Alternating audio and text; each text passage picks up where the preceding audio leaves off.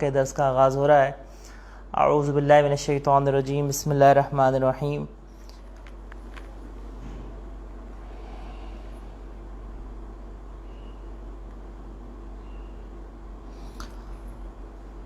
قال آمنتم له قبل ان آذن لكم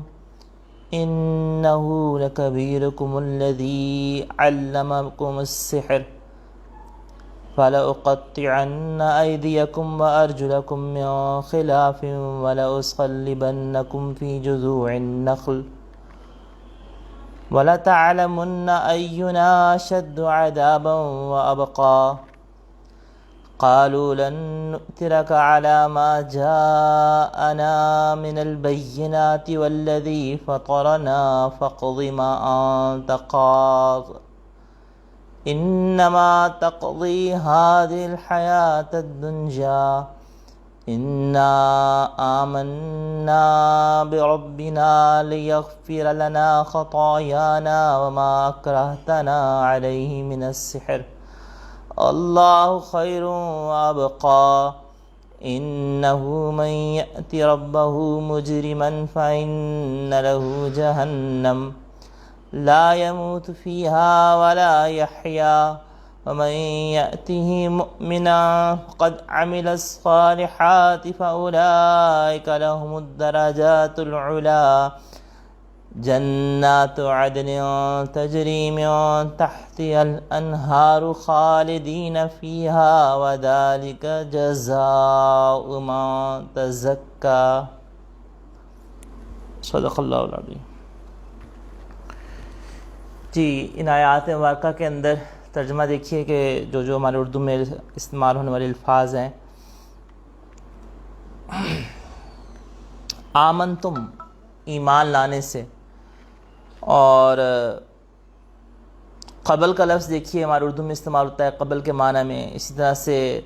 ان آذن لکم، یہ اذن سے ہے، اذن اجازت کو کہتے ہیں، اذن عام اجازت۔ اور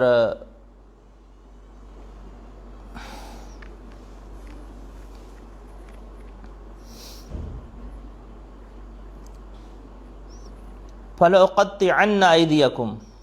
اقطعن قطع سے، قطع کاٹنے کو کہتے ہیں، قطع رحمی کا لفظ ہمارے اردو میں استعمال ہوتا ہے، تو قطع کاٹنا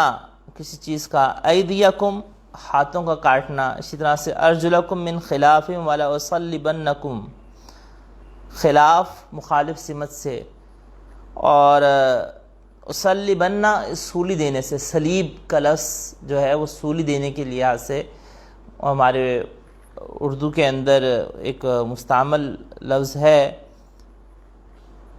نخل کھجور کے درخت کو کہتے ہیں۔ عذاب کا لفظ دیکھیے، ابقا کا لفظ دیکھیے، ابقا باقی رہ جانے سے، زیادہ باقی رہ جانے والا۔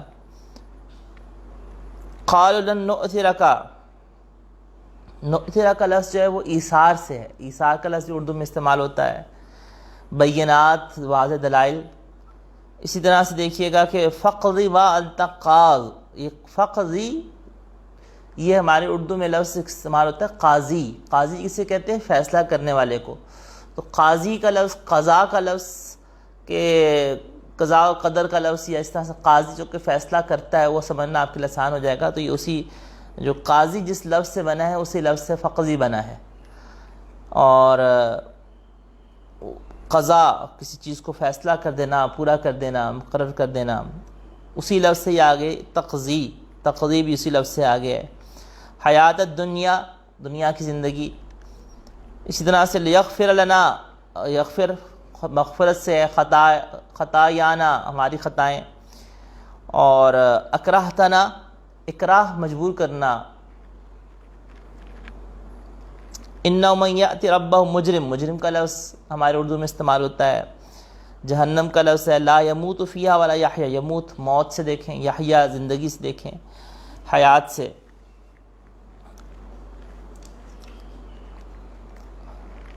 جزا کا لفظ پیچھے بھی گزرا تھا، بدلے کے لیے ہم کہتے ہیں جزاک اللہ، تو جزاک اللہ، اللہ آپ کو بدلہ دے، بہترین بدلہ دے۔ ترجمہ دیکھیے گا ان آیات مبارکہ کا۔ کہ قال آمنتم لہ قبل ان آذن لکم، فرعون نے کہا کہ تم ایمان لائے ہو موسیٰ علیہ السلام پر قبل ان آذن لکم، قبل اس کے کہ اجازت دوں تمہیں، انہ لکبیرکم، کہ بے شک وہ تمہارا بڑا ہے، یعنی کبیر تمہارا بڑا سردار ہے، الذی علمکم السحر،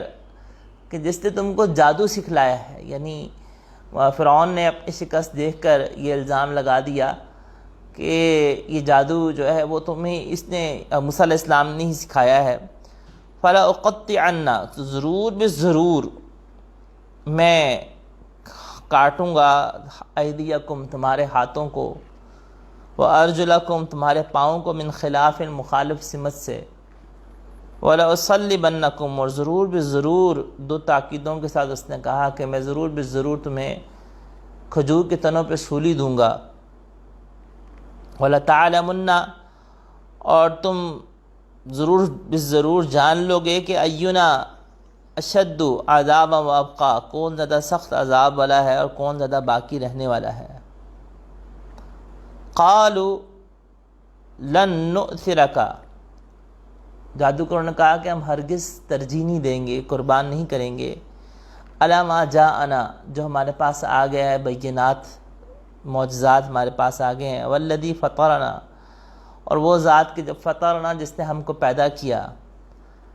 فقضی ما انت قاض، فقضی، تم کر گزرو، ما انت قاض، جو کچھ تم کر سکتے ہو، جو کچھ تمہارے بس میں ہے تم کر لو. انما تقضی ہذہ الحیات الدنیا، تم صرف اس دنیا کی زندگی میں ہی سزا دے سکتے ہو. انا آمنا بربنا، بے شک ہم ایمان لائے، بربنا، اپنے رب کے اوپر، لیغفر لنا، تاکہ وہ بخش دے ہمارے خطاؤں کو، وما اکرہتنا، اور اس کو معاف کر دے، علیہ من السحر، کہ جس پہ تم نے ہمیں مجبور کیا تھا، جس جادو کے پہ تم نے ہمیں مجبور کیا تھا، اس کو اللہ تعالیٰ ہمیں معاف کر دے. اللہ خیر و ابقا، اور اللہ تعالیٰ بہتر اور باقی رہنے والا ہے. انہ من یأتی ربہ مجرما، یقیناً جو شخص اپنے رب کے پاس مجرم بن کے گیا، فإن لہ جہنم، تو اس کے لیے جہنم ہے، لا یموت فیہا ولا یحیا، نہ تو اس میں وہ مرے گا اور نہ ہی اس میں وہ نہ تو زندہ رہے گا نہ مرے گا. یعنی کیا مطلب کہ مرنا چاہے گا تو مر نہیں سکے گا، اور زندہ اس طرح کی زندگی ہوگی نہیں، موت نہیں آئے گی، تو تمنا کر رہا ہوگا بار بار مرنے کا، مگر موت آئے گی نہیں. وَمَنْ يَأْتِهِ مُؤْمِنًا، تو جو زندگی ہوگی وہ زندگی سے بدتر ہوگی جہنم کے اندر. وَمَنْ يَأْتِهِ مُؤْمِنًا، اور جو شخص ایمان کی حالت میں آیا، قد عمل الصالحات، کہ اس نے اعمال صالح بھی کیے ہوں گے، اولئک لہم الدرجات العلی، تو اس کے لیے ان کے لیے بلند درجات ہوں گے. جنات عدن، جنت عدن ہوگی، تجری من تحتها الانہار، کہ اس کے نیچے سے نہریں بہتی ہوں گی، خالدین فیہا، جس میں وہ ہمیشہ رہیں گے. وذالک جزاء من تزکا، اور یہ بدلہ ہے اس شخص کا جو کہ من تزکا، جس نے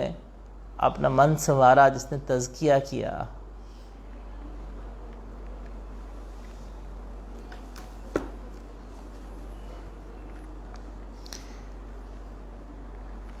کل گفتگو جو ہے وہ ہماری فرعون کے اس مقابلے کے اندر جادوگروں کی شکست پہ ختم ہوئی تھی. جادوگر جو ہیں وہ سجدے میں گر پڑے تھے، اور جادو کے حوالے سے کل گفتگو ہوئی تھی، کچھ باتیں رہ بھی گئی تھی کل، جو آج ذرا مکمل کر لوں گا انشاءاللہ. کل ٹائم ہمارا پورا ہو چکا ہوا تھا، اور جس وقت حضرت موسیٰ علیہ السلام نے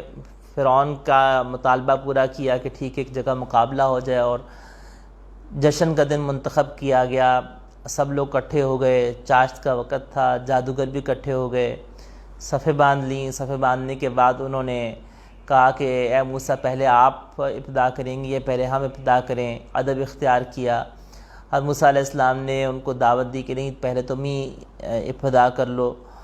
تو یہاں پہ جو چیزیں تھیں اس کے اندر جادو کے حوالے سے کل تفصیل سے کچھ گفتگو ہوئی تھی، جس میں کچھ امور رہ گئے تھے. کل جو ہماری گفتگو ہوئی تھی اس کا لب لباب یہاں تک پہنچ کے رکا تھا کہ جادو کرنے کا جو طریقے ہیں، ایک تو جنات کے ذریعے سے ہے، ایک کلمات کے ذریعے سے ہے، اور ایک یہ کہ کوئی خفیہ یعنی ذہنی قوت کو استعمال کیا جائے، طاقت کو استعمال کیا جائے، اور کوئی تخیل اس کو مسمرائز کر دیا جائے، ہپنوٹائز کر دیا جائے، تو وہ بھی ایک طرح کا جادو ہی ہے، جیسا کہ یہاں پہ جادوگروں نے کیا. کیونکہ اس کی وجہ یہ تھی کہ جادوگروں نے پہلے 2 امور اس لیے استعمال نہیں کیے کہ ایک تو جنات کا جو قابو میں آنا، جیسے میں نے کل بھی عرض کیا تھا کہ جنات کا قید میں آنا یہ ایک بہت محال امر ہے. اگرچہ ممکن الوجود ہے، یہ ممکن ہے کہ کوئی جن کسی انسان کی قید میں آ جائے، یہ ممکن الوجود تو ہے، ممتنع نہیں ہے، لیکن ایک عام عادتاً یہ محال امر ہے کہ کسی کے واقعتاً کسی کے جن کسی قابو میں ہو اور وہ اس کو کچھ نہ کر رہا ہو. اور جہاں تعلق ہے موکل کے والے سے تو بات ہوئی تھی کہ موکلات جو ہوتے ہیں یہ ان کا کوئی الگ سے وجود نہیں ہے، یا تو جنات ہیں یا فرشتے ہیں، اور فرشتے کسی کی قابو میں نہیں آ سکتے. کوئی شخص جو ہے نا الٹا بھی لٹک جائے تو وہ کسی فرشتے کو قابو نہیں کر سکتا، چاہے جا کے وہ کہے کہ جیسے ہم کہتے ہیں کہ اللہ، بعض حضرات کہتے ہیں کہ اللہ تعالیٰ شان مختلف آیتوں کے موکل رکھے ہوتے ہیں تو وہ فرشتے ہیں، اگر تو فرشتے ہیں تو فرشتوں کو تو آپ قابو کر ہی نہیں سکتے. لا یعصون اللہ ما امرهم ویفعلون ما یؤمرون، فرشتے تو وہی کام کرتے ہیں جس کا ان کو حکم دیا گیا ہوتا ہے. سارے وہ انسان ساری زندگی بھی الٹا لٹکا رہے تو ایک فرشتے کو قابو نہیں کر سکتا. تو اللہ کا اذن کے بغیر تو فرشتے کچھ بھی نہیں کر سکتے، اور نہ ہی وہ کوئی کام کرتے ہیں، اور نہ ہی کوئی ان کا کوئی معاملہ یعنی اللہ کے اذن کے بغیر ہے. جہاں تک تعلق ہے جنات کا، تو جنات کسی آیت کے ساتھ جوڑے نہیں گئے. جنات جو ہیں وہ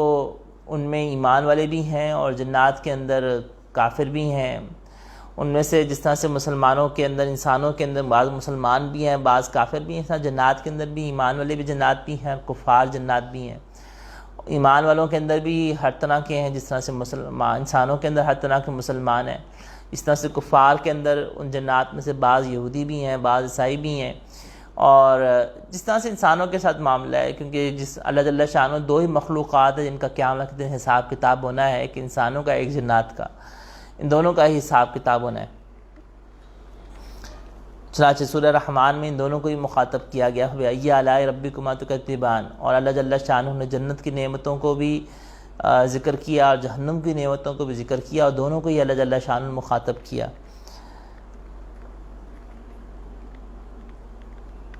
تو جنات میں سے بھی جو ایمان والا ہوگا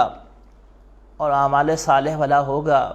تو وہ بھی جنت میں جائے گا، لیکن اس کے ساتھ جنت کی نعمتوں کا معاملہ کیا ہوگا وہ اللہ ہی کے علم میں ہے. یہاں پہ ایک چیز جو کل رہ گئی تھی وہ ہے نظر. نظر کا جو لگ جانا ہے، یہ العین حق، نظر کا لگ جانا برحق ہے، اور نظر کا لگ جانا ایک مختلف چیز ہے. نظر کا لگ جانا نہ جادو ہے اور نہ ہی یہ کوئی اور شے ہے. اور کل اس عاجز نے عرض کیا تھا کہ جادو کے زور سے کسی کا رزق بند نہیں کیا جا سکتا، رزق اللہ کے اختیار میں ہے. اللہ تعالیٰ کسی کو ایک رزق وہ اللہ چیز ہے کہ جو خالص اللہ کی صفت مختصہ ہے، یعنی اللہ جل شانہ کی خاص صفت ہے. اللہ کے علاوہ کوئی رزق نہیں دے سکتا اور اللہ کے علاوہ کوئی رزق روک نہیں سکتا. تو اللہ جل شانہ جو ہے وہ جو اللہ تعالیٰ دینا چاہے اس کو کوئی بند نہیں کر سکتا اور کوئی روک نہیں سکتا. جو اللہ تعالیٰ نہ دینا چاہے اس کو روک نہیں سکتا، کوئی چھین نہیں سکتا. تو رزق دینا یہ خالص اللہ جل شانہ کا یہ اختیار ہے، اور کوئی شخص جادو کے ذریعے سے کوئی بندش نہیں کر سکتا، کوئی اس طرح نہیں کر سکتا کہ رزق بند کر دے. رزق تو اللہ کے ہاتھ میں. البتہ نظر لگ سکتی ہے. نظر کا لگنا جو ہے وہ حدیث مبارکہ میں مذکور ہے. اور نظر کی حقیقت یہ ہوتی ہے کہ جس طرح سے بعض الفاظ میں تاثیر ہوتی ہے، اسی طرح سے بعض اوقات نعمت کے ظاہر کرنے کے اندر انسان کو یہ کسی کی نظر کا لگ جانے کے دونوں مطلب ہوتے ہیں. بعض اوقات تو کوئی حسد کی نظر سے دیکھتا ہے تو اس کا ایک شر پہنچ جاتا ہے، جس سے سورہ فلق میں پناہ بھی مانگی گئی من شر حاسد اذا حسد، کہ حاسد کے شر سے پناہ مانگی گئی جس وقت کہ وہ حسد کرے. اور وہ شر اس کا عام ہے، چاہے وہ نظر لگنے کی شکل میں ہو، چاہے ویسے نقصان پہنچانے کی شکل میں ہو حسی طور پر یا معنوی طور پر، تو سارے ہی شرور اس میں شامل ہیں.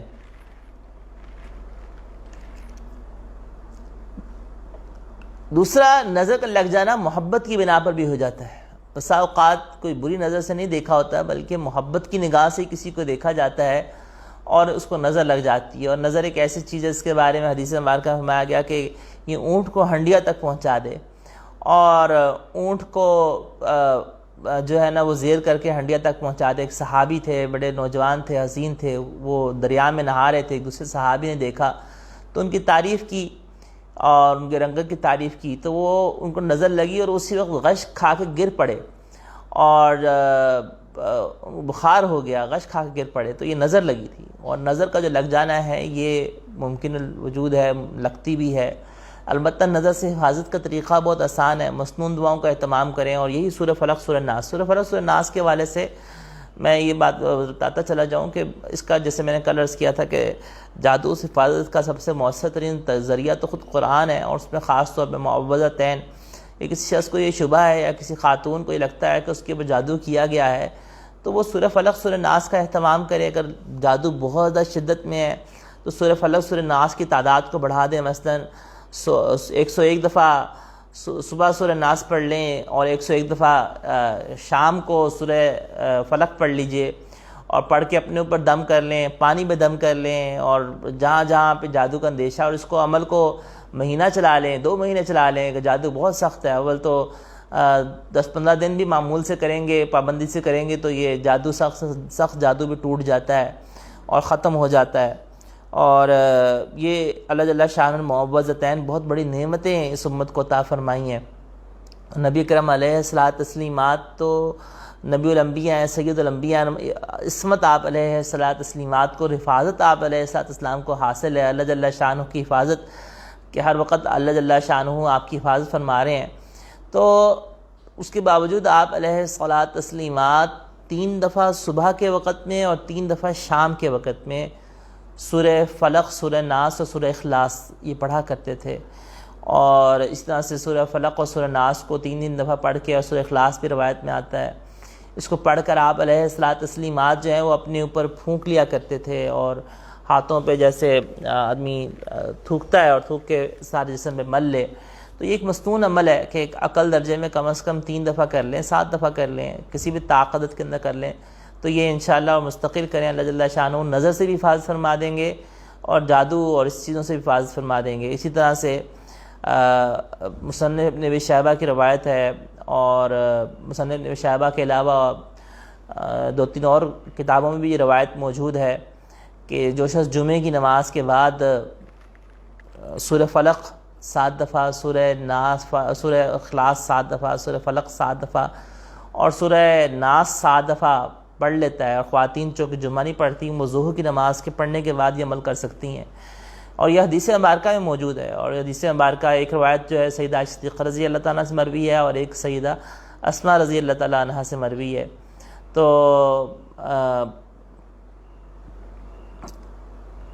اس کے اندر امام طبرانی نے بھی اس کو نقل کیا ہوا ہے، مصنف ابن ابی شیبہ کے اندر بھی یہ روایت موجود ہے، اور بھی دیگر کتابوں میں موجود ہے. تو لیکن بنیادی اسناد اس کی یہی 2 ہیں. تو کہ جو شخص جمعے کو یہ 7 دفعہ پڑھ لیتا ہے، اور ایک سند کے اندر سورہ فاتحہ کا، ایک روایت کے اندر جو ہے اس سورہ فاتحہ کے 7 دفعہ کا بھی اضافہ ہے، یعنی 7 دفعہ سورہ اخلاص، 7 دفعہ سورہ فاتحہ، 7 دفعہ سورہ فلق اور 7 دفعہ سورہ ناس جمعے کی نماز کے فوراً بعد اٹھنے سے پہلے. اور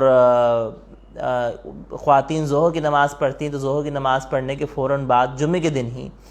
اگر یہ پڑھ لیں تو اگلے جمعے تک اللہ جل شانہ تمام شرور سے اور تمام فتنوں سے حفاظت فرما دیتے ہیں. اللہ جل شانہ اگلے جمعے تک اس کی کفایت کر دیتے ہیں. کفایت کے الفاظ ہیں، تو اگلے جمعے تک اس کی حفاظت ہو جاتی ہے ان تمام شرور سے، ان تمام فتن سے. اور اگر کسی پر جادو پہلے ہے تو وہ میں نے عرض کیا کہ منزل کا اہتمام کرے، اور اسی طرح سورہ فلق کا اہتمام کرے، سورہ ناس کا اہتمام کریں. گھر میں اگر اثرات ہیں تو چند دفعہ، 7 دفعہ یا 10 دفعہ یا 15 دفعہ روزانہ رات کو سورہ بقرہ مکمل پڑھنے کا اہتمام کر لیں ہمت کر کے. تو اور اس پانی دم کر کے پورے گھر میں چھڑک دیں. ایک عام سے وہ وظائف ہیں جو کہ حدیث مبارکہ سے ثابت ہیں، اور یعنی سورہ بقرہ کا پڑھنا حدیث مبارکہ سے ثابت ہے جادو کے توڑنے کے لیے. جادوگر، کوئی جادوگر، حدیث کے الفاظ کا مفہوم ہے، کوئی جادوگر سورہ بقرہ کو توڑ نہیں سکتا، سورہ بقرہ کے نور کا کوئی توڑ نہیں کر سکتا. تو اللہ کے نبی کرم علیہ الصلوۃ تسلیمات کا فرمان بھی سچا اور قرآن بھی سچا. اور ولا یفلح الساحر حیث اتی، جادوگر تو کامیاب نہیں ہو سکتا، اللہ نے جادوگر کے نصیب میں کامیابی نہیں رکھی، وہ آخرت کا ناکام ہی ناکام ہے۔ اور دنیا کے اندر جو اتنی سب سے بدترین موت جادوگر کو آتی ہے، اتنی بدترین موت کسی کو نہیں آتی۔ جادوگر کی موت کا ایک واقعہ جو ہے وہ ایک ڈاکٹر صاحب جو کہ میو ہاسپٹل کے ڈاکٹر ہیں، ان کی ایک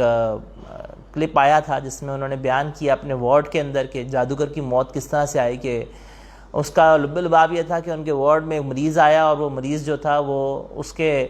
ناک میں اور منہ میں سنڈیاں پڑی ہوئی تھیں، اور وہ کچھ کھا پی نہیں سکتا تھا، اور وہ بالکل اس کو ڈرپ لگا دی گئی، لیکن سارا کچھ اس کو کیا، اور 1 مہینے کے انہوں نے ٹریٹمنٹ کی، آئی سی یو میں ایڈمٹ کیا، مگر وہ ڈاکٹر صاحب کہتے ہیں کہ ہم سورہ رحمان اس کو لگاتے رہتے تھے اپنے پیشنٹس کو آئی سی یو وارڈ میں، جیسے سورہ رحمان چلتی تھی تو اس کی جو سنڈیاں تھیں وہ بڑھنا شروع ہو جاتی تھی، اور الٹا چلے جائے کہ وہ سنڈیاں کم ہوں وہ بڑھنا شروع ہو جاتی تھی، اور 1 مہینہ اسی طرح سے وہ مدہوشی کے عالم میں رہا، اور پورا جسم اس کو سنڈیوں سے بھر گیا، اور ہم کہتے ہیں کہ روزانہ سنڈیاں اس کے منہ سے نکالتے تھے، اور سمجھ نہیں آتی تھی کہ اس کے منہ سے اتنی سنڈیاں بن کہاں سے رہی ہیں اور آ کہاں سے رہی ہیں۔ اور اس کے ساتھ جو خاتون آئی تھی اس نے پھر بات بتایا کہ میں تو بس صرف اس جادوگر، اس نے بتایا کہ جادوگر تھا، اور اس نے اپنے ساتھ ملایا ہوا تھا،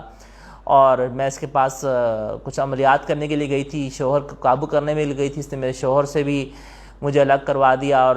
میرے ساتھ زنا کی زندگی بسر کر رہا تھا، اور مجھ سے اس نے شادی بھی کر لی، شادی کیا ہوئی، زنا تھا، پچھلے شوہر سے طلاق نہیں ہوئی تھی، اور مسلسل جو ہے وہ یہ جادو کرتا تھا، اور پھر اس کی پہلے بھی طبیعت بہت خراب ہوئی، اس نے توبہ کی، پھر رکشا چلانا شروع کر دیا، پھر اس نے جادو شروع کر دیا، تو پھر ابھی بیمار ہو گیا، اور اس کا یہ انجام بہت اسی طرح سے سنڈیوں کے ساتھ، اور اس کا بہت برا عبرتناک قسم کا انہوں نے بیان کیا ہوا تھا کہ 1 مہینہ جو ہے نا اس کو پورا وارڈ کے اندر کوئی نرس جانے کو پاس قریب جانے کو تیار نہیں ہوتی تھی، کہ اتنی بری اس کی جسم میں بدبو اٹھتی تھی، اور اتنے اس کے جسم سے کیڑے نکل رہے ہوتے تھے،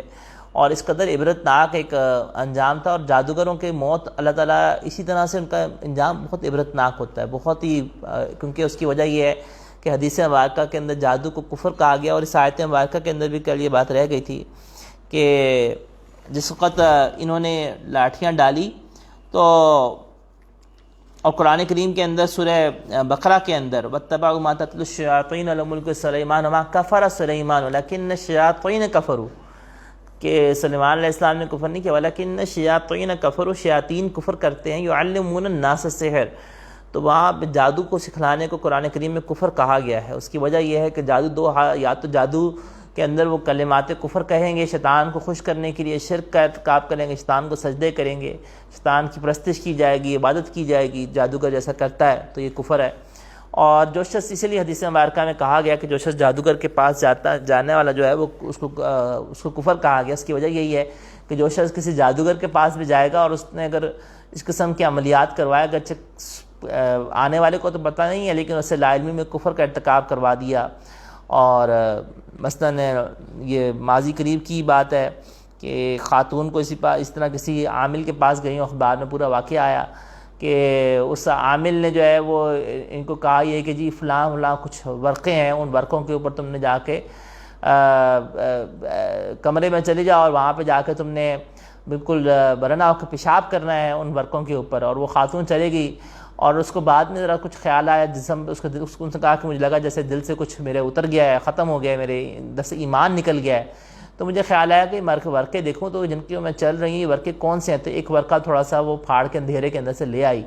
اور جب بعد میں دیکھا تو قرآن کریم کے اوپر اس کو چلوا رہا تھا بدبخت، اور قرآن کریم کے اوپر اس نے اس سے چلوا کے یہ عمل کروایا تھا کہ تو تیری اولاد ہو جائے گی اور تجھے جو ہے نا وہ تیرا مقصد حاصل ہو جائے گا۔ تو اس قسم کے کام جو ہوتے ہیں جادوگر کرواتے ہیں عملیات کے نام کے اوپر، اور بدترین یعنی یہ عامل ہوتے ہیں بدترین جو جادو کروا رہے ہوتے ہیں، اور جادو ٹونوں کے ذریعے سے اور گھروں میں فسادات پہنچوا رہے ہوتے ہیں۔ تو جادو کا ایک بہت بڑا ہتھیار جو ہے وہ میاں بیوی کے درمیان میں تفریق ہے، جس کو قرآن کریم میں بھی ذکر کیا گیا، یفرقون ما یفرقون بہ بین المرء وزوجہ، کہ اس کے ذریعے سے تفریق کرا دیتے ہیں میاں بیوی کے درمیان میں۔ تو میاں بیوی کے درمیان میں لڑائی کروانا یہ جادو کا ایک بہت بڑا دخل ہے، عمل ہے، کہ میاں بیوی کے درمیان میں لڑائیاں، میاں بیوی کے درمیان میں نفرتیں، اور میاں بیوی کے درمیان میں دوریاں، یہ جادو اس کو استعمال کیا جاتا ہے، اور اس کا علاج وہی ہے جیسے میں نے عرض کیا، سورہ بقرہ کی تلاوت کریں، کوشش ایک ہی نشست میں کریں، بیچ میں کسی سے کلام نہ کریں، ایک ہی نشست میں سورہ بقرہ کو پڑھیں، ہمت کر لیں، اور سورہ بقرہ کو پڑھنے کے بعد پانی پہ دم کریں، اپنے پر پھونکیں، پانی کو پورے گھر کے کونوں میں چھڑک دیں اور خود بھی وہی پانی پئیں، شوہر کو بھی وہی پانی پلائیں، تمام گھر کے افراد وہی پانی پئیں، سالن کے اندر وہی پانی ڈال دیں۔ اس طرح سورہ فلق کا، سورہ ناس کا میں نے بتایا کہ 101 دفعہ پڑھ لیں، اگر 101 دفعہ نہیں پڑھا جا سکتا 70 دفعہ پڑھ لیں، کسی بھی طاقت کی رعایت میں کثرت سے چند دفعہ پڑھ لیں گے تو انشاءاللہ یہ بہت نفع سے خالی ہوگا۔ اسی طرح سے بسم اللہ الذی لا یضر مع اسمہ شیء فی الارض ولا فی السماء والسمیع العلیم پڑھنا، صبح اور شام 3 دفعہ صبح پڑھ لے، 3 دفعہ شام پڑھ لے، یہ جادو کو اثر نہیں کر پاتا۔ اس طرح سے اعوذ بکلمات اللہ التامات من شر ما خلق۔ اسی طرح سے کعب بن احبار کا قول ہے، ان کی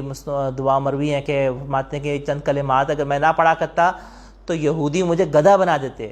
تو وہ جادو کے زور پہ مجھے گدھا بنا دیتے۔ یعنی اس سے بعض علماء کا قول ہے کہ کعب بن احبار جو کہ پہلے یہودیوں کے بہت بڑے عالم تھے، پھر مسلمان ہو گئے، تابعین میں سے ہیں، صحابی میں نہیں ہیں، صحابی نہیں تابعین میں سے ہیں، تو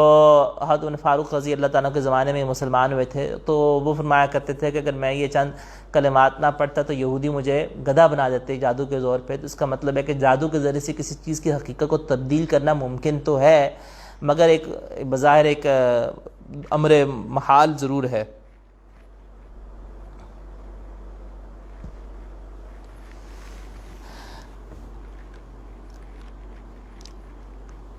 جس وقت یہ جادوگر سجدے میں گرے اور سجدے میں گرنے کے بعد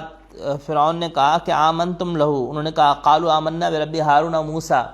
کہ جس وقت یہ سجدے میں گرے اور کہا کہ ہم موسیٰ علیہ السلام کے رب پر، ہارون علیہ السلام کے رب پر ایمان لائے، تو اس وقت جب انہوں نے یہ جملے کہے ہیں تو اس وقت حضرت اکرمہ رضی اللہ تعالیٰ عنہ سے مروی ہے کہ اللہ جل شانہ نے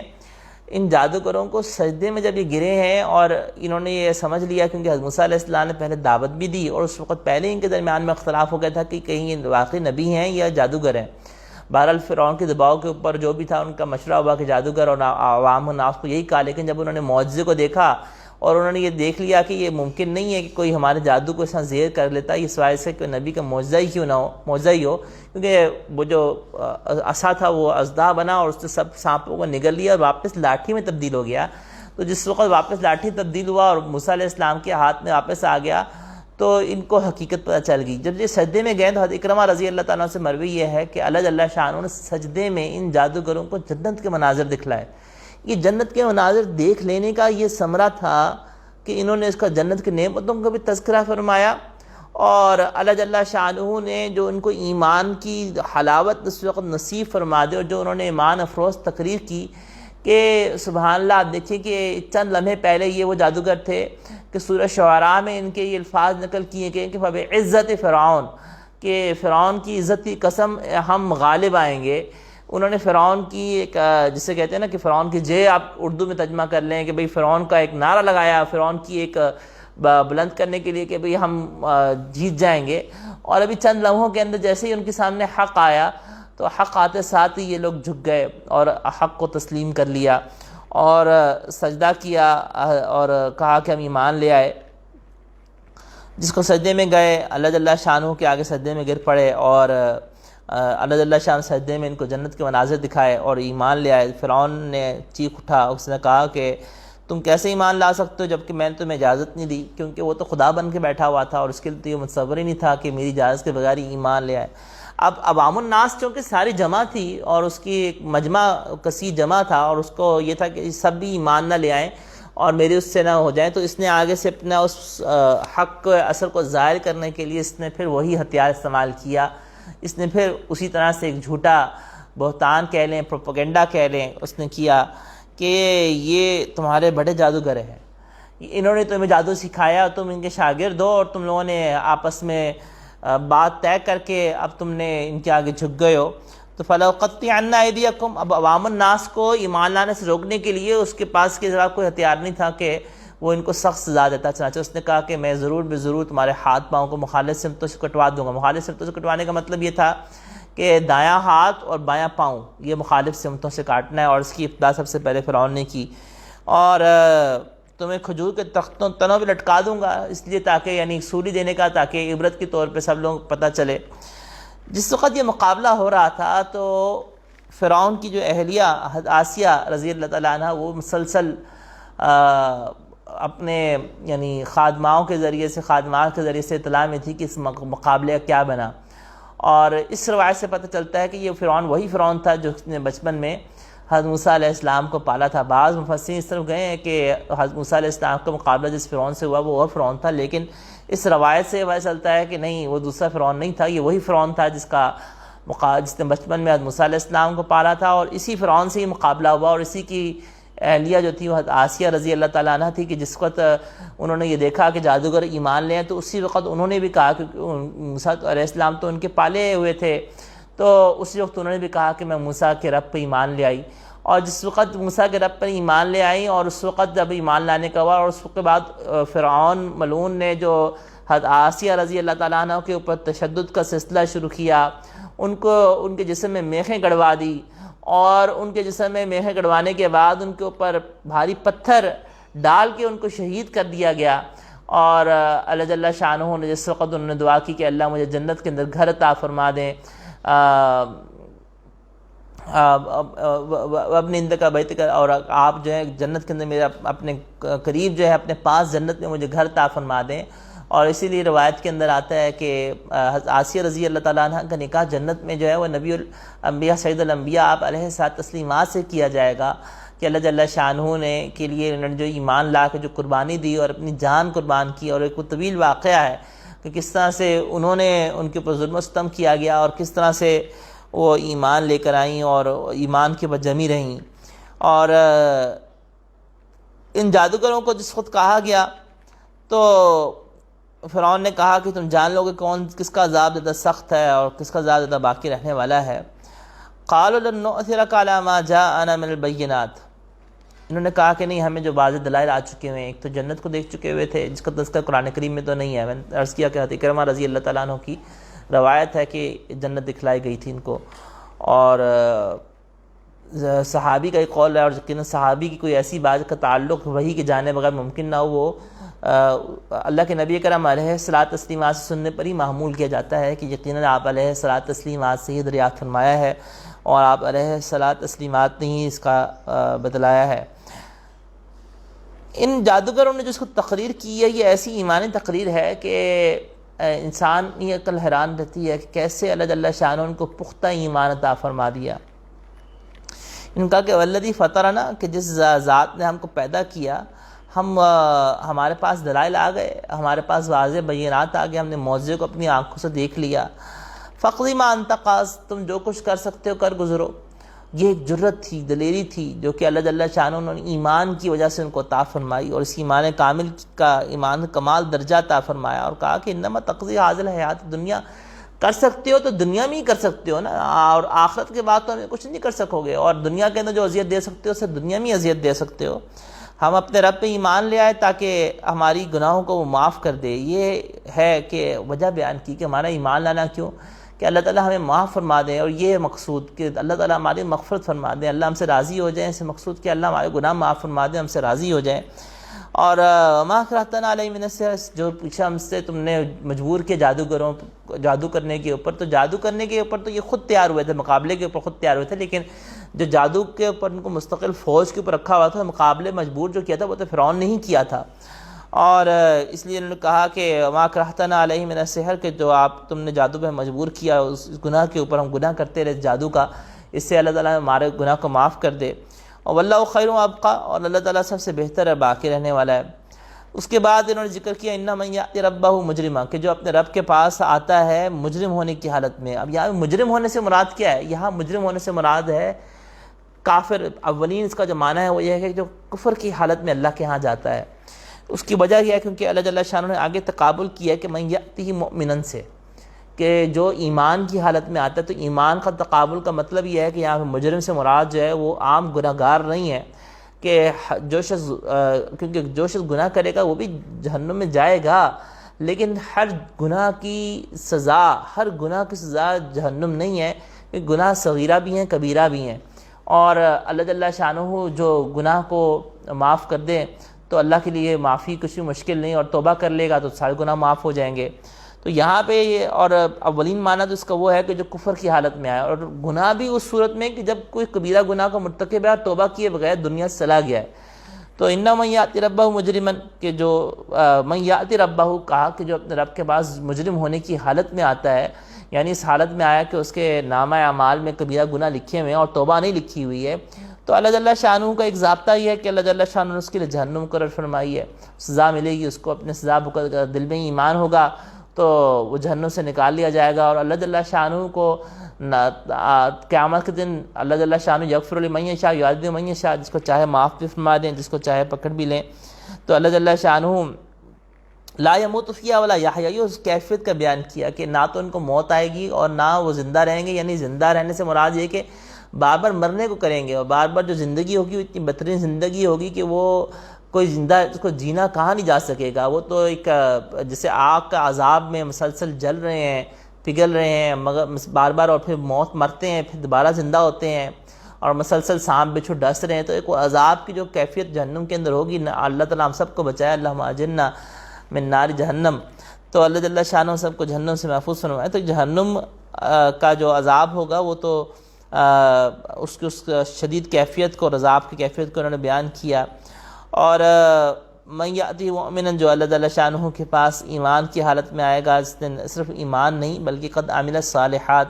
نیک اعمال بھی کیے ہوں، صرف ایمان نہیں بلکہ نیک اعمال بھی کیے ہوں، تو اللہ جل شانہ اس کو جنت عطا فرمائیں گے۔ اور ذالک جزاء من تزکیٰ، یہ بدلہ ہے اس شخص کا جو کہ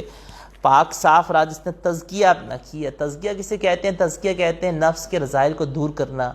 نفس کے اندر جو رذائل ہوتے ہیں۔ یہاں پہ تزکیہ سے مراد یہ ہے کہ جس نے دنیا کے اندر اپنے آپ کو رذائل سے پاک کیا، صاف کیا، اور اپنے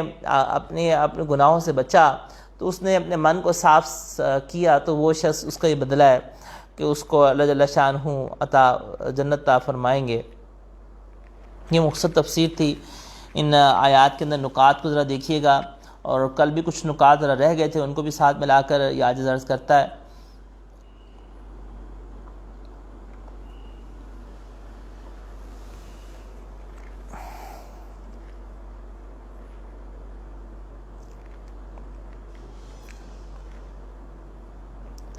جس وقت یہ مقابلہ ہوا تھا اور جادوگروں نے یہ کہا تھا کہ قد افلح اليوم من استعلا، کہ فلاح پا لے گا وہ شخص کہ من استعلا، جو غلبہ پائے گا، تو جادوگروں کو اپنی فتح کا یقین تھا، اور اس لیے انہوں نے کہا کہ فلاح پا لے گا وہ شخص جو کہ غالب ہوگا۔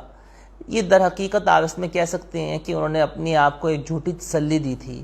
یہی حال ہر اس شخص کا ہے کہ جو غلط عقیدے پہ ہوتا ہے اور گمراہی پہ ہوتا ہے، وہ اپنے آپ کو اسی طرح سے جھوٹی تسلی دیتا ہے، اور جھوٹی تسلی دے کر اپنے آپ کو مطمئن کرنے کی کوشش کر رہا ہوتا ہے۔ اگرچہ اس کا اندر سے ضمیر کہہ لیں آپ، دل کی آواز جو ہوتی ہے اس کے اندر سے کار ہوتی ہے کہ نہیں تم غلط کر رہے ہو، مگر وہ اپنے آپ کو بار بار دبا کے، اپنے اندر کی آواز کو دبا کے بار بار اس کے اوپر جمع ہوتا ہے، اور حق اس کو اندر سے بول رہا ہوتا ہے، لیکن وہ اپنے آپ کو جھوٹی تسلی اس طرح دے رہا ہوتا ہے۔ جیسا کہ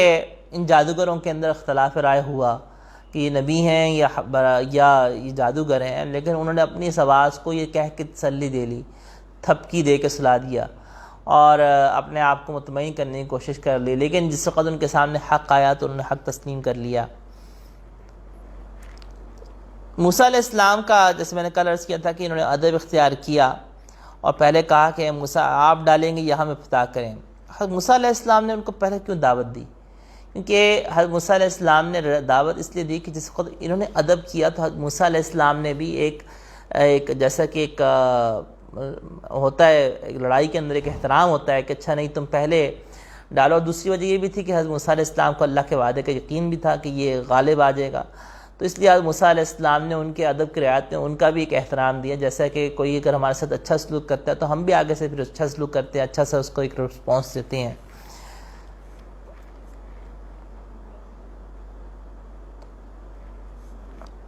قُلْنَا لَا تَخَفْ إِنَّكَ أَنْتَ الْأَعْلَىٰ، اس میں نقطہ کیا تھا کہ اللہ جل شانہ نے کہا کہ موسیٰ آپ ہی غالب رہیں گے، آپ ہی بلند رہیں گے۔ اس میں نقطہ یہ ہے کہ حق ہمیشہ، الحق یعلو ولا یعلا، حق بلند ہوتا ہے، حق کو بلند نہیں کیا جاتا، حق ہمیشہ غالب رہتا ہے، اسلام ہمیشہ غالب رہتا ہے اور غالب رہے گا۔ آپ یہ کہیں گے کہ ممکن ہے کہ صاحب یہ کیسی بات کر رہے ہیں آپ، اسلام کو تو کئی دفعہ شکست بھی ہوئی ہے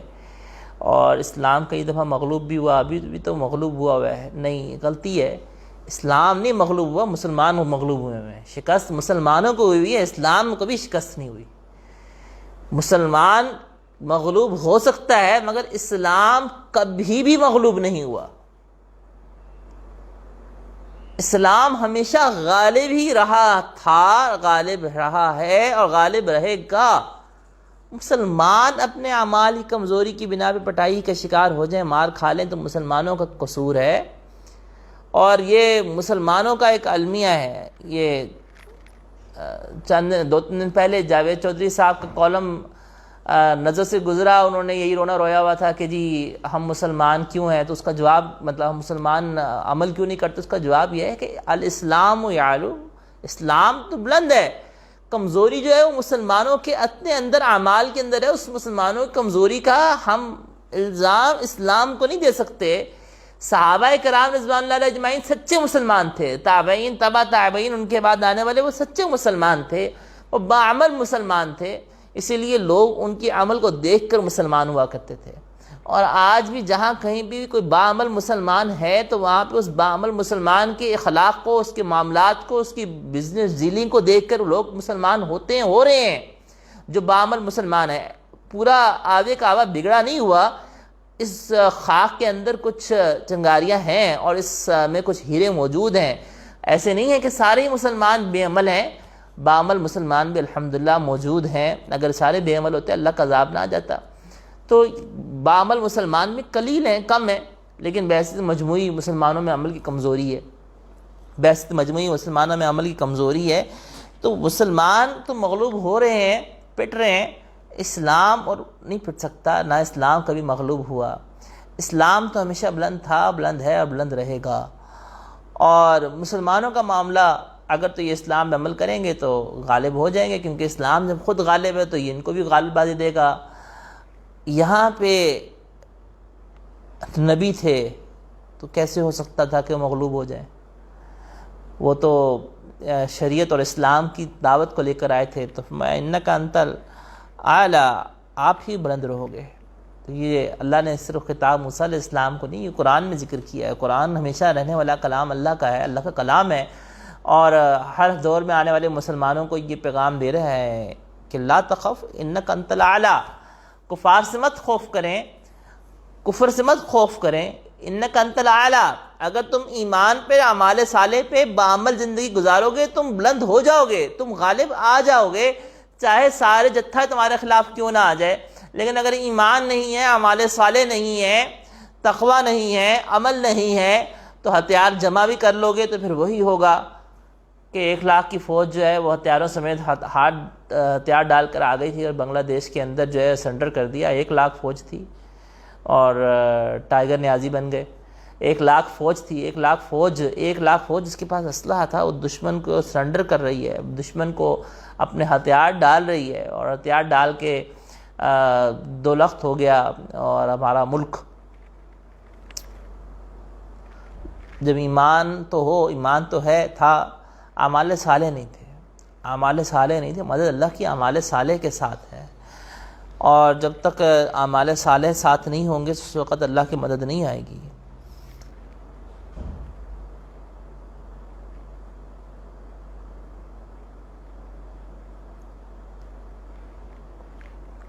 وَلَا يُفْلِحُ السَّاحِرُ حَيْثُ أَتَىٰ، اللہ تعالیٰ نے جادو کی قسمت میں کامیابی نہیں لکھی، جادوگر کی قسمت میں کامیابی نہیں لکھی، جادوگر ناکام ہی ہوتا ہے۔ اللہ تعالیٰ نے یہاں پہ جادو کو نہیں ذکر فرمایا، اللہ نے ذکر فرمایا وَلَا يُفْلِحُ السَّاحِرُ، جادوگر کامیاب نہیں ہوتا۔ ممکن جادو سے کامیاب ہو جائے، جادو اپنا عمل کر بیٹھے، لیکن جادوگر جو ہے وہ اپنے انجام سے دوچار ہوتا ہے، جیسے میں نے ابھی عرض کیا تفسیر کے اندر کہ جو اس کو موت آتی ہے، جو آخر کی ناکامی ہوتی ہے، ان کی اصل ناکامی تو آخر کی ناکامی ہے، اور اصل کامیابی تو آخرت کی کامیابی ہے۔ تو جادوگر جو ہے وہ آخرت کے لحاظ سے 100% ناکام ہے۔ جس وقت یہ ایمان لے کر آئے، قال آمنتم لہ قبل ان آذن لکم، انہوں نے کہا کہ آمنا برب ہارون و موسیٰ، کہ ہم ایمان لے کر آئے ہارون و موسیٰ علیہ السلام کے رب پہ۔ اس میں نقطہ کیا ہے کہ اجمالی ایمان لانا کافی ہے، اجمالی کہتے ہیں جنرل کو، یعنی کوشش یہ اتنا کہتا ہے کہ میں اللہ کو ایک مانتا ہوں اور نبی علیہ السلام کو آخری رسول مانتا ہوں، وہ شخص اتنا زبان سے اردو میں بھی اگر کہہ دیتا ہے تو وہ مسلمان سمجھا جائے گا۔ اگر وہ ایمان کے کلمہ اگر نہیں بھی اس نے پڑھا، اس نے یہ کہہ دیا کہ میں اللہ کو ایک معبود مانتا ہوں اور میں نبی اکرم علیہ الصلوۃ والتسلیمات کو آخری سچا رسول مانتا ہوں، وہ مسلمان سمجھا جائے گا۔ اور وہ مسلمان سے زبان سے اقرار کر لیا کہ ایمان جو ہے اقرار باللسان تصدیق بالقلب، زبان سے اقرار ہے، دل سے تصدیق ہے۔ صرف دل سے تصدیق نہیں ہے، کسی دل کی تصدیق ہو وہ تو ہرقل کو بھی حاصل تھی، پہچان گیا تھا کہ آپ علیہ السلام جو ہیں وہ اللہ کے نبی ہیں، مگر زبان سے اقرار نہیں کیا تھا۔ تو ایمان جو ہے وہ تو دل سے تصدیق تو ابو طالب کو بھی حاصل تھی، مگر زبان سے اقرار نہیں تھا، اس کی وجہ سے ایمان نہیں اس کو کہا جائے گا۔ ایمان جو ہے وہ اقرار باللسان تصدیق بالقلب ہے، اور اجمالی ایمان لانا۔ انہوں نے صرف اتنا کہا کہ ہم ایمان لائے موسیٰ علیہ السلام کے اور ہارون علیہ السلام کے رب پہ۔ اب اللہ جل شانہ کی جو باقی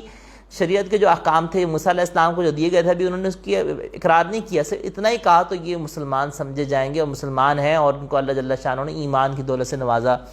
اور ان کو اجر عطا فرمایا۔ تو کہا کہ قال آمنتم، تم ایمان لے آئے، قبل ان آذن لکم، قبل سے کہ تمہیں اجازت دیتا، انہ لکبیرکم الذی علمکم السحر۔ اس میں نقطہ کیا ہے کہ باطل کی ہمیشہ یہ کوشش ہوتی ہے کہ باطل اپنے آپ کو جھوٹے پروپیگنڈا کے ذریعے سے بچانے کی کوشش کرتا ہے، اور حق کے اثر کو زائل کرنے کی حتی الامکان جھوٹے پروپیگنڈا کے ذریعے سے کرتا ہے۔ چنانچہ آج کل کے زمانے میں آپ دیکھ لیجئے، میں نے پیچھے بھی عرض کیا کہ آج کا سارا وہ زمانہ، وہ سال گزر رہے ہیں، وہ ہمارے اوپر چل رہے ہیں جو کہ دھوکے کے سال ہیں، جھوٹ کے سال ہیں۔ جھوٹ کو سوشل میڈیا پہ، مین سٹریم میڈیا پہ جھوٹ کو اتنی کامیابی کے ساتھ بولا جاتا ہے اور پھیلایا جاتا ہے کہ ہم میں سے ہر ایک شخص اس پہ اندھا یقین کر رہا ہوتا ہے، چل رہا ہوتا ہے۔ آپ دیکھ لیں مدارس کو کس طرح سے ایک پیچھے سے پروپیگنڈا مہم دی جاتی ہے، اور اس کی کمپین ایک دی جاتی ہے مین سٹریم چینلز کو، اور سب چینلز اس کے اوپر بات کر رہے ہوتے ہیں، گفتگو کر رہے ہوتے ہیں، وہ ایک ذہن سازی کر رہے ہوتے ہیں، دنوں کے اندر، گھنٹوں کے اندر،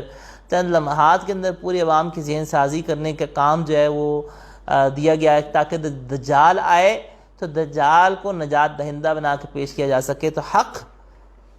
کو زائل کرنے کا، حق جب غالب آ رہا ہوتا ہے تو باطل کے پاس سے یہی ہتھیار ہوتا ہے ہمیشہ، کہ باطل جو ہوتا ہے وہ جب دیکھتا ہے کہ حق غالب آ گیا تو اس کو جھوٹے الزام لگا کے، جھوٹے بہتان لگا کے، جھوٹا پروپیگنڈا کر کے زیر کرنے کی کوشش کرتا ہے،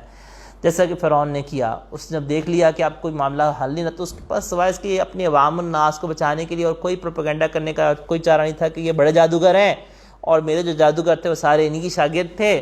اور انہوں نے مل کر آپس میں وہ کر لیا، آپس میں اس لیے چونکہ معاملہ طے ہوا تھا اس لیے سجدے میں چلے گئے تاکہ اپنی عوام کو ایمان لانے سے روکا جا سکے۔ یہ وہ وار ہے جو 9/11 سے ہم مسلسل بھگت رہے ہیں۔ 9/11 سے پہلے بھی آپ کو شاید اگر یاد ہو تو سب سے پہلے یہ مغرب نے شور مچانا شروع کیا تھا، فنڈامنٹلسٹ کا شور مچانا شروع کیا تھا، پھر فنڈامنٹلسٹ سے کام نہیں چلا تو ٹیررسٹ، پھر اب ٹیررسٹ کا جو ہے نا وہ کہ جی یہ فلاں ٹیررسٹ ہے، فلاں ٹیررزم ہے، دہشت گردی ہے، اور پہلے وہ پگڑی باندھنے والے جو افغانستان میں جو مجاہدین تھے ان بیچاروں کو دہشت گرد کہہ کے ان کے ملک کو تباہ کر دیا گیا، اور ابھی انہیں دہشت گردوں سے صلح کی اور انہیں صلح کر کے ان کے ملک سے نکل رہے ہیں۔ اور اس سے اسی طرح سے عراق میں کیا ہوا، شام میں کیا ہو رہا ہے، مصر میں کیا ہوا، یہ سب کا سب وہی پروپیگنڈا وار ہے۔ اور یہ پروپیگنڈا وار جو ہے نا وہ فرعون نے کی تھی، فرعون کے نقش قدم پہ، فرعون کے نقش قدم پہ جو لوگ بھی چل رہے ہیں وہ یہی کرتے ہیں، حق کو دبانے کے لیے یہی پروپیگنڈا وار چلتی ہے۔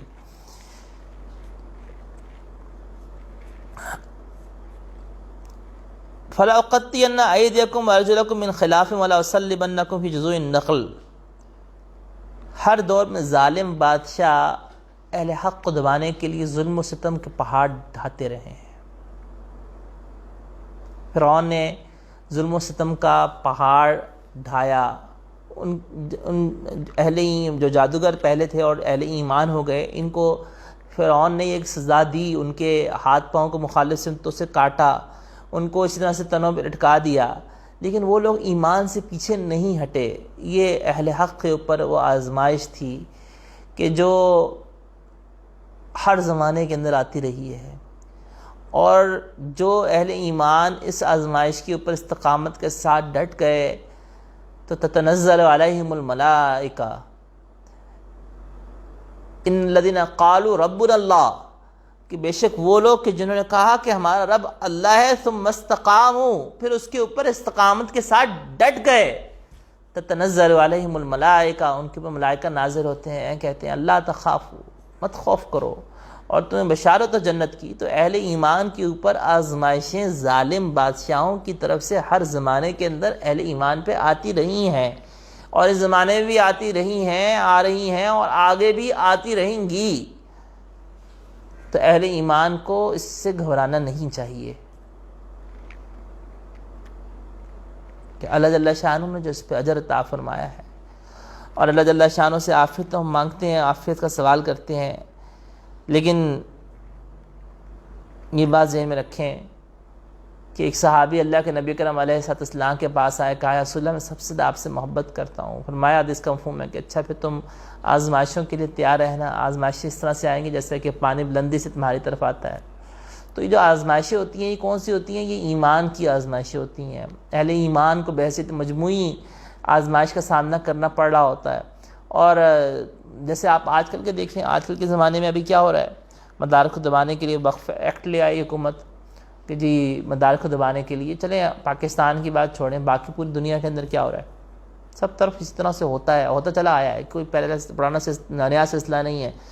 اسی طرح سے ہوتا چلا ہے. لیکن لا تخف انک انت الاعلی، یہ ہے ساری بات کہ خوف مت کرو، ڈرو مت، انک انت الاعلی. کہ باطل جو ہوتا ہے اس کی مثال صرف اور صرف جھاگ کی ہوتی ہے، جھاگ کی طرح، خس و خاشاک کی طرح ہوتی ہے کہ جھاگ دیکھنے میں سمندر کی جھاگ بہت زیادہ ہوتی ہے، حقیقت اس کچھ بھی نہیں ہوتی. تو بالکل اس طرح سے باطل کی مثال ہے. اگلا نقطہ دیکھیے گا کہ انہوں نے کہا کہ لن نؤثرک علی ما جاءنا من البینات، کہ ہمارے پاس جو حق آ گیا ہے ہم اس کو نہیں چھوڑیں گے. اہل ایمان کی یہ ایمان کی کامل ایمان کی نشانی ہے کہ جب حق آپ کے سامنے آ جائے تو آپ فوراً حق کو قبول کر لیں اور باطل کے اوپر ہرگز اصرار نہ کریں، غلط بات کے اوپر ہرگز اصرار نہ کریں. غلط بات حق سامنے آنے پہ غلط بات کو پیروی کرنا یہ کفار کا اور ٹیڑھے دل والوں کا طریقہ ہے، اور حق آ جانے کے اوپر اپنی پوری بات کو فوراً چھوڑ دینا اور ایمان لے آنا اور حق بات کو تسلیم کرنا یہ اہل ایمان کا شیوہ ہے. ان جادوگر یہ کامیاب ہو گئے. کیوں کامیاب ہو گئی؟ اس لیے کیونکہ ان کے سامنے حق آیا، انہوں نے اپنا عہدہ چھوڑ دیا، انہوں نے اپنا سارا مال دولت چھوڑ دیا. ان کے سامنے حق آیا، انہوں نے دنیاوی فائدے کو نہیں دیکھا، انہوں نے حق کو دیکھا، ایمان کو دیکھا اور ایمان کو ترجیح دی. تو خدارا اپنے ایمان کو مت بیچیے گا، دنیا کی خاطر اپنی ایمان کا سودا مت کیجیے گا. لن نؤثرک علی ما جاءنا من البینات، ہمارے پاس الحمدللہ ایمان آ چکا ہے، ہمارے پاس الحمدللہ اللہ کے نبی کرم علیہ السلام کی تعلیمات، یہ سب وہ بینات ہیں، قرآن ہے، حدیث ہے، وہ بینات ہے جو ہمارے پاس آ چکا ہے. خدارا ان کو بیچ کر ایثار، ان کو ترجیح دے کے دنیا کو اور کفر کے نظام کو مت پسند کیجیے. اللہ نے اسلام کو، مسلمانوں کو جو ایک نظام دیا وہ بہترین نظام دیا ہوا ہے. اللہ کے نبی علیہ السلام کی سنتوں کے اوپر ترجیح مت دیں کفار کے طور طریقوں کو. انہوں نے کہا تھا لن نؤثرک علی ما جاءنا من البینات، ہم نہیں ترجیح دیں گے جو ہمارے پاس بینات آ چکی ہوئی ہیں ان کے اوپر تمہارے اس جھوٹے نظام کو ترجیح نہیں دیں گے. اسلام کے نظام کو یاد رکھیں کہ مغرب کو، کفر کو نہ تو ہماری نمازوں سے مسئلہ ہے، نہ ہمارے روزے سے مسئلہ ہے، نہ ہمارے حج سے مسئلہ ہے. ان کو مسئلہ اسلام کے نظام سے ہے. وہ اسلام کا نظام کبھی نافذ ہونا نہیں دینا چاہتے. ان کو اصل مسئلہ اس سے ہے. حاجیوں کی تو خدمت وہ کر دیں گے، روزوں کو روزے دار رکھے ہوں گے تو افطاری بھی کروا دیں گے کفر آپ کو، لیکن کفر کو سارا تکلیف جو ہے وہ اسلام کے نظام سے ہے. نہ تو ان کو اسلام کا معاشی نظام تسلیم ہے، نہ ان کو اسلام کا سماجی نظام، نہ تمدن، نہ تہذیب ان کو یہ قبول نہیں ہے.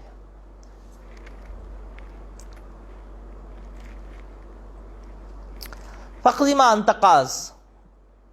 انما تقضی هذه الحیات الدنیا. اللہ اکبر کبیرہ.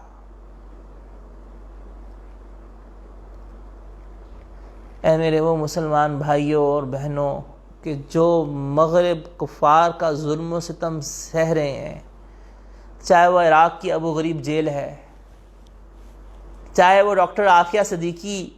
کی شکل کے اندر ایک مظلومہ خاتون ہے، چاہے وہ رونگیا کے اندر پسنے والے مظلوم مسلمان ہیں، چاہے وہ کشمیر کے اندر پسنے والے مظلوم مسلمان ہیں، چاہے وہ فلسطین کے اندر نہتے مسلمان ہیں جو ظلم و ستم کا شکار ہو رہے ہیں، چاہے وہ افغانستان کے اندر مظلوم مسلمان ہیں، یہ قرآن کریم کی آیت آپ کو یہ کہہ رہی ہے فَقْضِ مَا أَنْتَ قَاضٍ إِنَّمَا تَقْضِي هَذِهِ الْحَيَاةِ الدُّنْيَا۔ اے شام کے پسنے والے مظلوموں، انما تقضی هذه الحیات الدنیا، یہ سارے کے سارے مظلوم ان ظالموں سے یہ دلالت حال میں یہ آیت کہہ رہی ہے جو کچھ کر سکتے ہو دنیا میں ہی کر سکتے ہو، ہم سے ایمان تو نہیں چھین سکتے، ہم سے سنکیانک کے اندر جو وہاں کے مسلمانوں کے اوپر جو ظلم ہو رہا ہے، انما تقضی هذه الحیات الدنیا، اس دنیا کی زندگی کے اندر ہی کچھ کر سکتے ہو، فقض ما انت قاض، آخرت تو ان تمام مسلمانوں کے لیے ہے کہ جو ان کفار کا ظلم و ستم سہ کے پس رہے ہیں، شہید ہو رہے ہیں، کٹ رہے ہیں۔ تو ان الذین قالوا ربنا اللہ ثم استقاموا تتنزل علیہم الملائکہ، اللہ مسلمانوں کی آزمائشیں اور مشکلیں آسان فرمائے اور ہمارے مسلمان بھائیوں اور بہنوں کی مدد فرمائے جو ظالم کے ظلم کا شکار ہوئے ہیں۔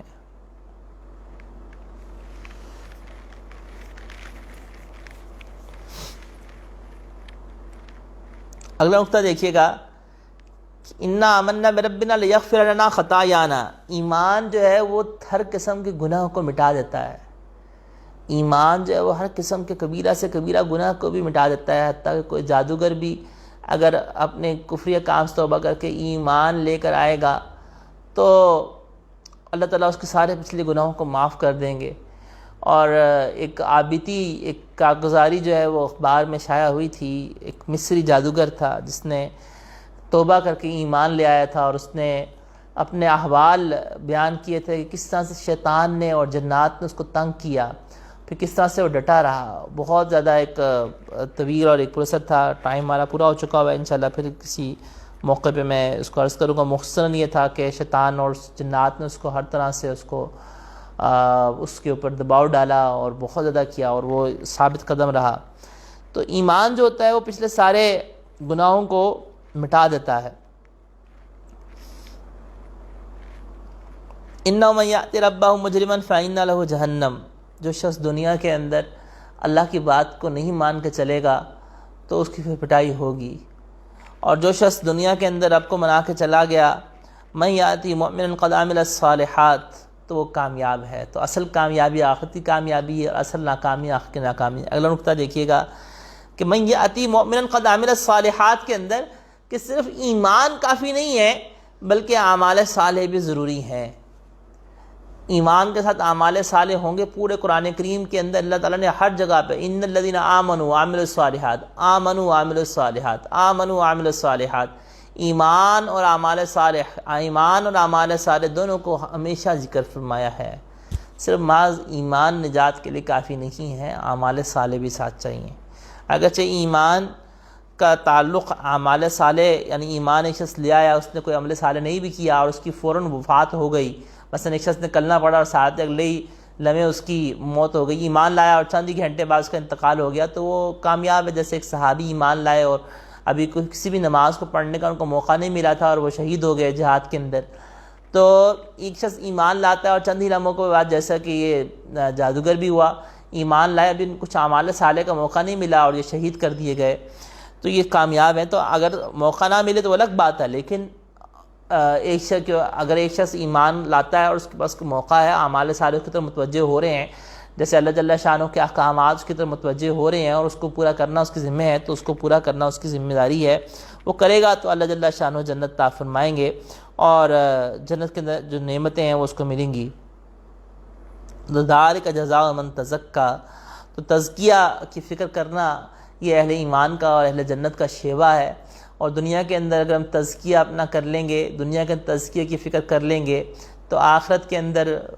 پکڑ سے بچ جائیں گے، کیونکہ جہنم کے اندر جو اہل ایمان ہوں گے مگر ان کے ذمے گناہ ہوں گے تو جہنم میں ڈال کے ان کا تزکیہ ہی کیا جائے گا، ان کی صفائی کی جا رہی ہوگی۔ تو جو دنیا میں توبہ کے ذریعے سے اپنے گناہوں کی صفائی کر لے گا تو وہ آخرت کی صفائی سے بچ جائے گا اور وہ جنت میں چلا جائے گا۔ اللہ تعالیٰ ہمیں دنیا میں پکی سچی توبہ کرنے کی اور پکی سچی توبہ پہ استقامت کی توفیق عطا فرمائے۔ وآخر دعوانا ان الحمد للہ رب العالمین۔